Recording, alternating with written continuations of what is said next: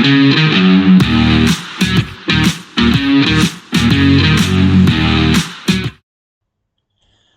welcome back to the SuperCoach Nuff channel. In this video we're looking at the round 8 preview for NRL SuperCoach. So early start this week with I think the Warriors and Titans kick things off at 2 PM on Thursday. So I thought we'd get the preview out of the way on a Wednesday night, get them uploaded so that everyone can get stuck in on Thursday morning. So as usual, we'll go through the most popular trade and captaincy options first. And starting with the trade outs, I guess the most obvious choice, probably so far this year, but Kalyn Ponga, 31,000 have traded out. So, absolutely agree. Out long term with an injury. So if you do have him, you do have to move on.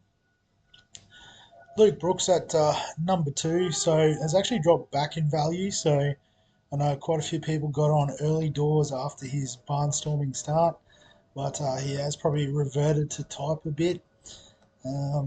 So, I mean, yeah, if you're happy to cut your losses at this point, I think it's a good trade out. People possibly making way for a Nathan Cleary or Nico Hines in the halves. So I think that's a fair move. Number 3 and 4, Schiller and Strange from the Raiders. So obviously without Jamal Fogarty, there is a potential limit to the Raiders' upside, I think. I'm interested to have a look at Ethan Strange this week. So if you were looking to sell one, I would back Schiller in over Strange. But obviously, if you've got the cash to make moves for both, then we wouldn't begrudge you that. But I think Strange is worth a look, just to see if he does become that dominant half. Because we've seen even as like a second string half, he has been able to produce. Ben Travojevic, so I guess another one that you can get out of. He's still a few weeks away, available around 10-11. So definitely can get rid of. Probably not worth holding. I guess at the same time, if you do want to hold and use him to rotate between your centre wing and second row, it's not the worst idea either. Jamal Fogarty, so out for about 10 weeks or so. Let's say around 20, so 12 weeks with that torn bicep. So absolutely get out of that pick. Tom Flegler's still not back. Has he got an indication there? No, indefinite. I think if you're moving him on to make room for Payne Haas, absolutely. Other than that, I'm not too sure who you'd be bringing in your front row. Maybe using some dual position flexibility. There'd be some options in the second row or obviously further afield. Drew Hutchinson. So I think, you can, get out of the pick, being on the buy. I don't think he's got a lot of value in him at this point. So definitely one we can move on from. Xavier Savage, similar conversation to these guys, probably just not as popular. So I think, he's major 170k. You can absolutely move on from him. Blaze Talangi, so looks like he's out of the team now. I think, if you've got an option to move on to from him at his low price point, you certainly can look at that. On the terms of the trade-in, so Reece Walsh, as you can see, going from Kalyn Ponga to Reece Walsh nets you about 260k. And I guess, he offers that similar level of upside. Maybe a slightly lower base, but an origin is a bit of a concern. But I mean, as far as value fullbacks go, he is the one. At number 2, Nathan Cleary. So a nice sort of sideways move from Ponga if you've got the right duels, or obviously if you're upgrading Fogarty or another sort of second halfback option, bringing him back in, you can never go wrong bringing in a gun. Max Plath at number 3, so featured twice on the Tops, Chops, Traps and Slap video this afternoon, or earlier today I should say, if you're watching this on Wednesday night when it comes out. Still offers a lot of value. Obviously, has already gone up 100k, but there is a bit of cash value, but also his flexibility and his origin buy coverage. So I think, if you wanted to bring him in, that certainly isn't the worst move. Nico Hines, so, sort of in line with Nathan Cleary, you're bringing in a gun, showing signs of life now, making 56k back. So I guess you didn't get him at the bottom, but he is on the way up. Simi Sasangi, so I guess did list him as one of the top centre wing options to bring in because of his value this week, given that he's starting on the second row, likely to play close to 80 minutes. However, it's not a long term hold. It is a little bit of a cash grab, and I guess if you're covering a few Bulldogs by players and the like this week. And Fanua Blake, so I think, in line with Payne Haas, front row forward keeper, so you can definitely bring him in at any time without any concern. Tom Trbojevic, so I think if I had Kalen Ponga in my team, Tommy Turbo would be my number one target. I just like he has that higher base than Reece Walsh. Obviously, the origin coverage is the same, but I guess that would somewhat depend on my second fullback. So if it was a Ryan Pappenhausen, I'd probably be happy to carry Tommy Turbo. If it was like a James Tedesco or something that's playing origin, I might have to look elsewhere, I think. But, he would be, the best option, I think, if you're just looking to score as many points as you can in your fullback spot leading up to Origin. Dylan Edwards, so I guess, talked about him as a bit of a value option in fantasy, but as you can see, he is actually more expensive than Kalen Ponga, so probably has peaked in price somewhat. So you're not getting value out of the pick. With Cleary back, he won't be kicking goals, so he will lose some points off the bat there. Does have the upside, which is nice. Does have the work rate with the run meters. But I think, if I was tossing up between the three fullbacks that have been listed so far, I'd have him placed third overall. Zach Lomax, so, even moving to the centres doesn't seem to have stopped his momentum, but I think 800 is just too much to pay for a centre wing, particularly one who is sort of working his way into origin calculations, I would think, given that, he can play on the wing, he can cover in the centres.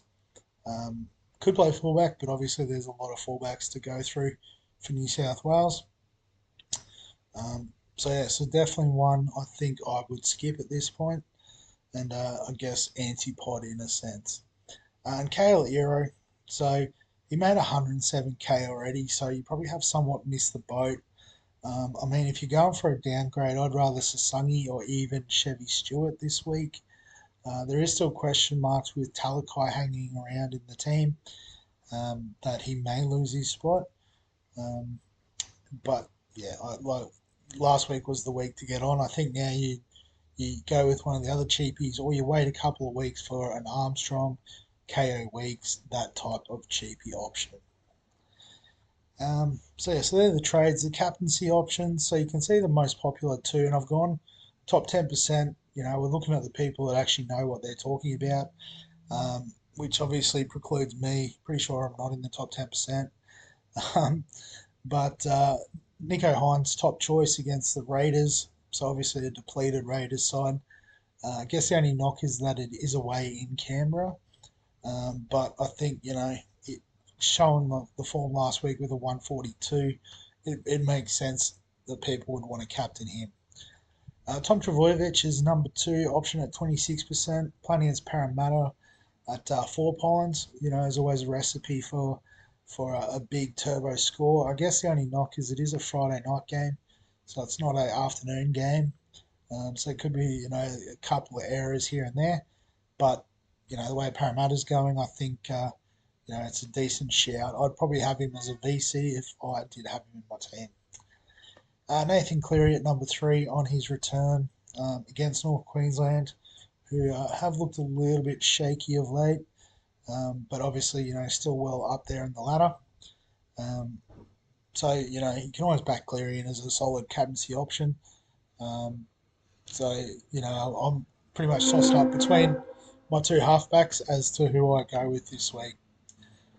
Reece Walsh at number four, so I guess if you're bringing him in, he's playing the Tigers, which is a nice matchup. not guaranteed points by any stretch, but I guess if you're bringing him in or you've got him in, you might as well have a little punt. I'd maybe try the VC on Walsh, but again, that's just maybe my risk tolerance in that sense. Sean Johnson at number 3. So playing in the first game of the round is always a interesting captaincy option. You just set and forget. Obviously against the Titans has been a pretty good place to be for SuperCoach scoring. Albeit, the Titans probably have been better of late. I guess the other thing to consider is that Sean Johnson has been reported to be carrying a foot injury. So I'd probably have him as the VC, and as you can see, he is popular on that list. But yeah, maybe I guess get the free swing with the VC. I'm sure we've all got a Bulldogs player that we can loop in as our captain if it works out. Dylan Edwards at number 6. So I guess at his price, he's got to be in the conversation. But like I said, I think with Cleary coming back, it does impact some of the cheap points he was getting through goal kicks and the like. But can still find a try, can run the ball for 300 metres. So yeah, if you've got him, you might as well have a go. Val Holmes, so probably wouldn't have him as captain, even though he is at 800k. Penrith, very good defensive team. Cowboys probably haven't been as impressive as what they were at the start of the season of late, so I would give that a miss. Ryan Pappenhausen, obviously South off the bye, will be fresh, but I guess they haven't shown a great deal of defence early doors. Definitely in the VC conversation this week, but as a captaincy option, I'd probably give it a miss. Kalen Ponga, I'm guessing that's just people who haven't locked and loaded their captaincy picks for this week, myself included. So, ants or something on me there. And Scott Drinkwater rounding out the top 10. So again, against the Penrith, I wouldn't back him in as captain. I think even at his price, there's probably better options around. Quickly do the VC options as well. So Turbo, SJ, Pappenhausen, we've all talked about, Reece Walsh. Joey Manu against the Dragons, I mean, if you've got him in your team, he's the sort of perfect candidate for a VC shout. Nico Hines, obviously, if you're not captaining him, but he's in the last game, so I guess you wouldn't be using the loophole in that sense. DWZ in the first game, perfect VC candidate. Val Holmes we've discussed, Dylan Brown and Zach Lomax. Definitely, point of different shouts in their matchups. So, I guess that leads us into what I'm doing this week. And I guess overall, I'm pretty happy with the team, albeit I've got a lot of money on the bench. But as you can see, I have got 20 players available for the first sort of buys, and have planned pretty well for that, sort of somewhat by accident, but also, I guess, sort of keeping in my back of my mind the likes of the Dogs and like the Sharks and Panthers both play around 13, 14 fixtures. Um, the Raiders as well, so I've got a few of them. So it's worked out pretty well. I mean, out of the players I've got that are playing, probably Cotter, Cleary, Tedesco will be locks for Origin, I'd imagine. So it still gives me 17, assuming Talangi plays. But I wouldn't assume that. So even then, 16 for round 13 is going to be a big advantage. And most of these guys will back up in round 14 as well. I think maybe the Roosters, these are the Knights, no, the Roosters, can't remember off the top of my head now. The Dolphins, no. Definitely the Roosters have the bye in round 14. Um, don't know, I think most of them do play 13 and 14 as it works out. But we will do some sort of buy stuff again. I did do it in the pre-season if you wanted to go back and have a look. But there's been a lot of videos since then, so I can totally understand not wanting to wade through that. So we will talk about it in the coming weeks. once my schedule frees up a little bit. But I guess, just fluffing around means we do have, the luxury of making a couple of moves, given that we've got the cash. Um, you know, Still got enough trades, given that we don't need to make too many going into the buy, and still a couple of boosts up our sleeve to flip players going into the second and third Origin games. But what I'm thinking this week is we can offload Terrell May, avoid that inconsistency, and basically go straight to the top and bring in Payne Haas. So, a couple hundred K out of the budget, but we've now got the best the best prop in the game, and we've got Cotter and Curran as support. Hughes and Henry will play their roles in the coming weeks, so pretty happy with that front row. Um, so I guess originally I was thinking Lussick to like a Marshall King who I've pumped up, but Lussick's still got a bit of money to make, so it's probably a trade for next week.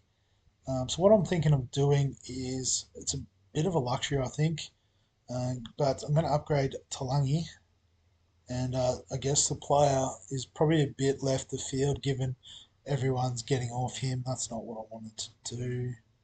Wanted to filter, but I have pumped him up a bit in the last few weeks. As don't trade him out, but Taylor May. So one May out, one May in.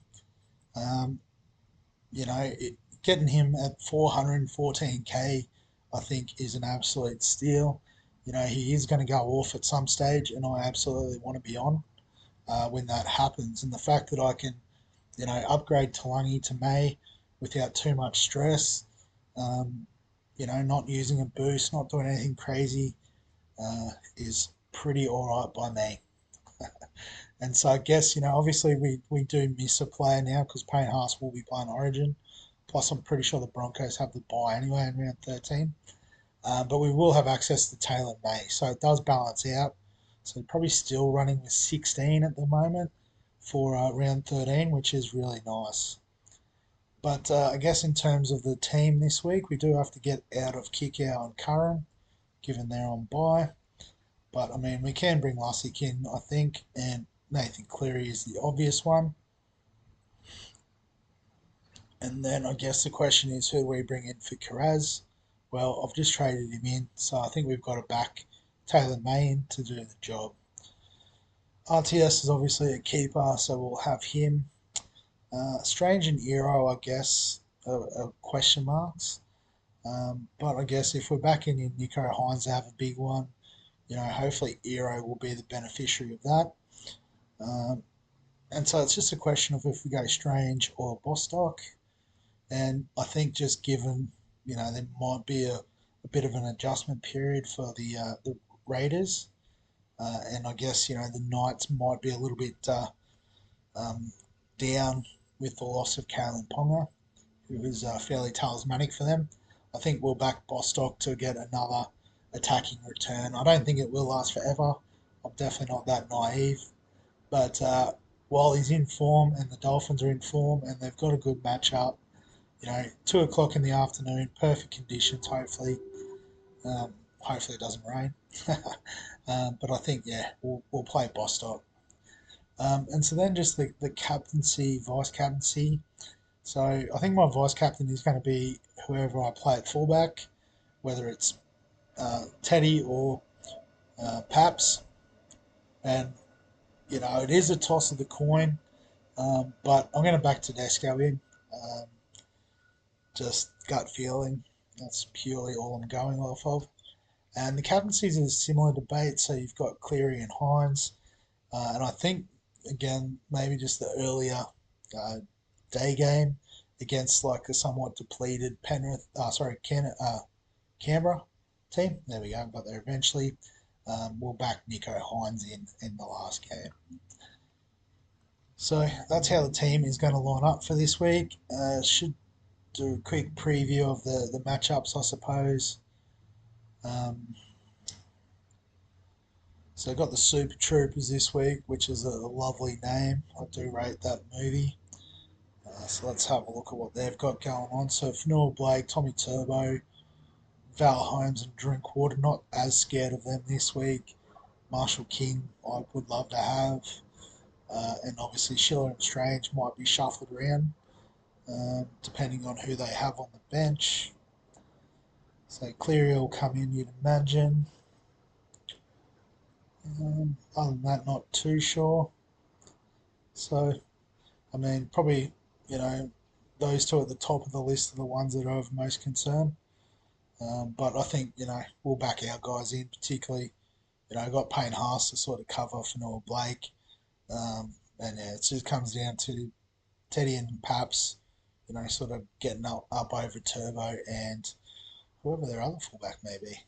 Uh, can't tell. Skip past it. Oh, Drinkwater. Yeah, so it's going to be pretty tight, I think, as the projected scores sort of suggest. Um, in the second league, we've got Mr. Nuffleupagus. So I think that's supposed to be a Sesame Street reference. So Tommy Turbo again, yeah, very scary not having him. Scott Drinkwater as well, so I guess a similar kind of matchup. Greg Marzu hasn't been in the best of form, along with Newcastle, I suppose. So that's fair. He has Taylor May, so it'll be interesting to see if he gets a run this week. And just Curran and Hughes on the pine at the moment from the Dogs. So should be another good one. Probably do like my team the way it is there, but we'll see.